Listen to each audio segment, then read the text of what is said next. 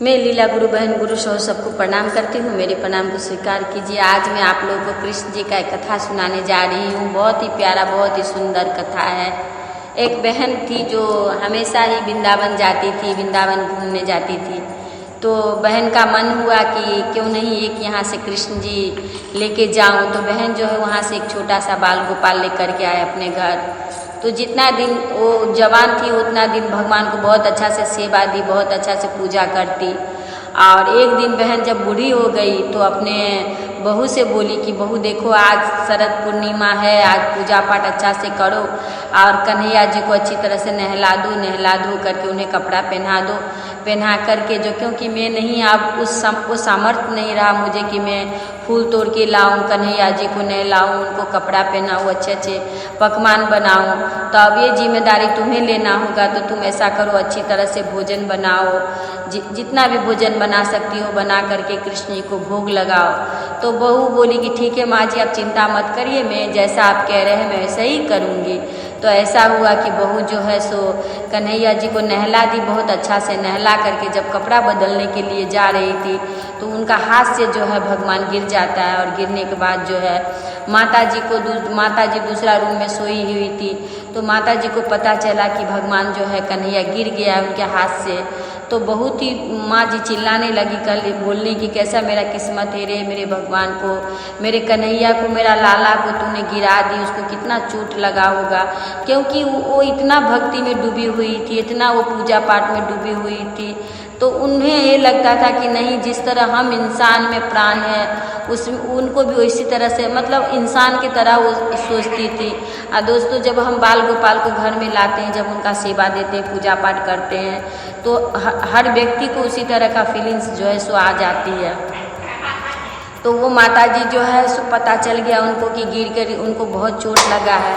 तो माता जी कहने लगी अपनी बहू से कि तुमने उसे गिरा करके। माता जी जैसे भी हो खटिया से गिरती पड़ती आई इस रूम में आकर के बोली कि भगवान को गिरा दी हो, इसको चोट लगा हो, मतलब बहुत रोने लगी, बहुत विलाप करने लगी। अब उनके बेटे लोग जो है कहने लगे कि माँ पीतल का मूर्ति है, कहीं इसे भी भला चोट लगे। तो माँ बोली नहीं, इसे चोट लगा हुआ है, बहुत चोट लगा है, तेरी बहू ने इसे गिरा दी है, बहुत चोट लगा है। तो सब गांव वाले सब आकर इकट्ठा हो गए भीड़ देखने के कारण। तो बोलने लगे कि ऐसा करो कि माँ जी तो बहुत उम्र हो गया है, बहुत बूढ़ी हो गई है, तो आप ऐसा करो कोई डॉक्टर बुला ले आओ, आप बुला करके जो है थोड़ा सा इसे कुछ विजिट दे करके और कह दो कि बस चोट नहीं लगा है, ठीक ठाक है। तो डॉक्टर बुला करके डॉक्टर को विजिट दे के घर में ला करके जो है भगवान को देख करके इसे हाथ दे करके बोल रहे हैं कि माँ जी आप चिंता मत करिए, इन्हें कुछ भी नहीं हुआ, एकदम बिल्कुल ठीक है। तो माँ जी कहते हैं कि नहीं, इस तरह से नहीं होगा, जिस तरह से आप डॉक्टरी करते हो, जिस तरह से आप लोगों को देखते हो थर्मामीटर लगा करके, आप उस तरह से इन्हें देखो, इन्हें भी चोट लगा होगा, इन्हें भी बुखार आ गया है, ऐसा फील कर रही थी माता जी ने। तो डॉक्टर ने जैसे ही उनको सीने पे हाथ दिया, जैसे पे सीने पे उनका आला रखा, ऐसे ही उनका सीना धड़क रहा था। भगवान जी का, कन्हैया जी का, बाल गोपाल का सीना धड़क रहा था।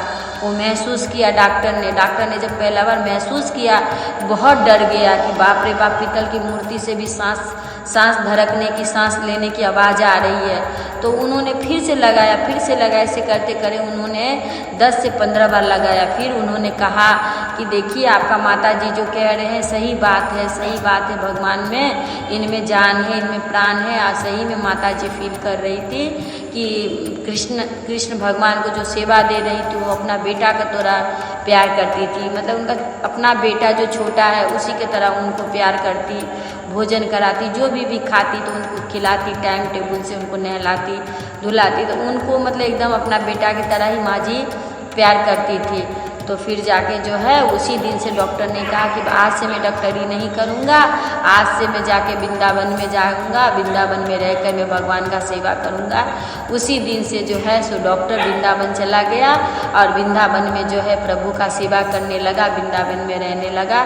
उस दिन से डॉक्टरी छोड़ दी। तो भगवान हो या जो भी हो, सब भाव के भूखे होते हैं। हम जिस तरह का भाव देते हैं, हम जिस तरह का प्रेम करते हैं, भगवान में प्राण आ जाती है। जितना उनका सेवा देते हैं, जितना उनका पूजा करते हैं, पाठ करते हैं, उतने ही भगवान जागृत होते हैं। तो माता जी का भगवान जो है, माता जी का कृष्णा जो इस तरह से जागृत हो गए थे।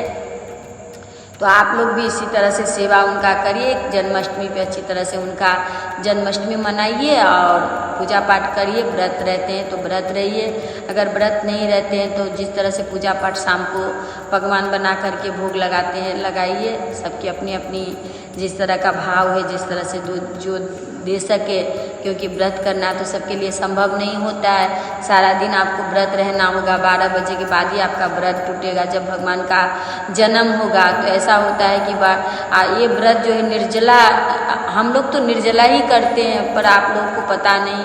पर अभी तो देखिए मैक्सिमम लोग दवाई खाना होता है, किसी को चाय का नशा है तो चाय पी लेती हैं, तो निर्जला तो अब नहीं रहा जाता है, क्योंकि वो शरीर भी नहीं रहा लोगों को और वो दिन दुनिया भी नहीं रहा। तो जिस तरह से भगवान लोगों को ढालते हैं रखते हैं, उसी तरह से हम लोग रहते हैं भगवान का, उसी में भगवान खुश रहते हैं। तो भगवान तो भाव के भूखे हैं। तो आशा करते हैं मेरी कथा जो है आप लोग को अच्छा लगा हो। अगर अच्छा लगे तो आप लोग कमेंट बॉक्स में लिखकर ज़रूर बताइएगा और सपोर्ट कीजिएगा। तो प्रणाम करते हैं।